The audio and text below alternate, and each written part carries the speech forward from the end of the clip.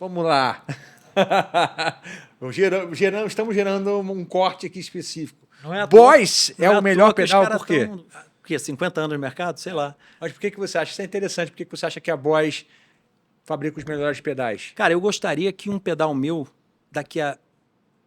Bom, tem quase 20 anos, mas tudo bem. 18 anos. Eu gostaria que um pedal meu, depois de 40 anos, ainda estivesse funcionando.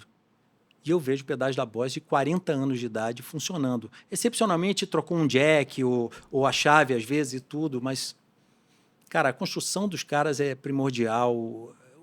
Os efeitos em si, se você for pegar os pedais da primeira fabricação, que são ícones, o CA2, o corozinho, o azul calcinha, né? Os delays analógicos, Drive. o Super Overdrive, que é um clássico, o OD1, que era o Overdrive, que tinha 2 botões só, não tinha tone. Cara, são pedais maravilhosos, circuitos teoricamente simples. Eles fizeram esse negócio do chaveamento eletrônico, né? Com buffer. Cara, eu tenho que tirar o chapéu. Os caras foram pioneiros sei lá, em revolucionar o mercado dos pedais de efeito na época, né? E na época já fizeram uma coisa que até hoje não precisa ser modificada, né? No Não. sentido de... Não, eu digo de durabilidade. Ah, sim, não, é impressionante. A construção.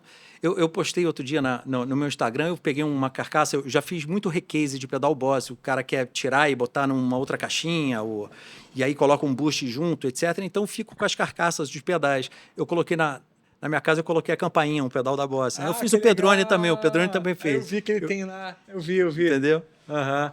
Então você acha que eles revolucionaram tanto a questão da construção, da robustez, Principalmente a construção e e o pessoal robustez. até hoje fala que Boss é tanque de guerra, né? Tanque de guerra. Até mesmo as pedaleiras, né, cara? Também as Eles pedaleiras. continuam, eles mantêm esse padrão deles, né? E também você acha que em termos de... Era Japão, né, cara? Era Japão, né? Tudo deles é Japão até hoje? Não, eu acho que fabrica Taiwan, fabrica... Eles arrumaram China, eu acho que eles não estão na China, mas é Taiwan sempre. Né? Fabricam em Taiwan, né? Taiwan, principalmente depois. Principalmente a parte de Taiwan. Teve uma linha que eles refizeram, pelo menos chegou aqui no Brasil, acho que em 2015 ou 2016, que foi aquela linha Wasacraft, O Asa. que aí já eram as reedições mesmo A Asa dos japoneses. Uma releitura dos antigos clássicos, dos né? antigos, mas E já com modificações também. já com algumas modificações, e se eu não me engano esses eram feitos no Japão, tanto que eles chegavam aqui bem mais caros, mas principalmente era Japão, os mais antigos, depois Taiwan, e aí com esse Wasacraft, esses, se eu não me engano, eles eram feitos exclusivamente no Japão e mandados para cá. E tem aquela outra questão também, que você está falando que tem muita coisa que foi feita naquela época, que eles inovaram, foram pioneiros. Por mais que as coisas tenham evoluído, né, tem coisas muito melhores hoje, tem muita coisa que a gente precisa, entre aspas, manter, porque foi o som original que a gente tem de referência, né? Exato. Você quer reproduzir aquilo. Você quer reproduzir igual amplificador, valvulado, transistor. Cara, era tudo valvulado no início, então não adianta. Você vai querer o som igual ao do passado, né? Voltando às polêmicas do Kemper, desses digitais de hoje em dia, né? Ele copia os clássicos. Copia os clássicos. Ele não tem o som dele. Você entendeu isso? Sim, então... sim. Mas quando eu falei que sobre até hoje a própria Boss continua fazendo a mesma coisa, mudou alguma coisa na linha de montagem, não? Em componentes, alguma coisa ao longo desses anos? Mudou. Isso está sendo uma guerra hoje em dia. Inclusive, a gente está com um problema de componentes falsos, né? Vindo da China. Então, a gente, às vezes, encomenda muita coisa, monta o pedal e não funciona. Agora, a gente tem um trabalho a mais hoje em dia, que chega, o que você compra até de São Paulo, ou se você for em alguma loja eletrônica, você tem que botar no testador e ver esse componente antes de você enfiar ele na placa de circuito e ter o trabalho de...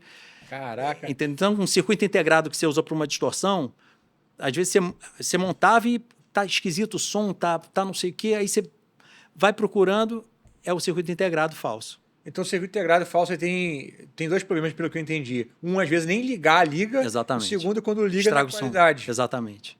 Nossa, entendeu? Que bizarro. Então, obviamente, a Boss não deve passar por esse tipo de problema, porque eu acho até que eles devem fabricar, eles devem ter uma fábrica de... Não é possível.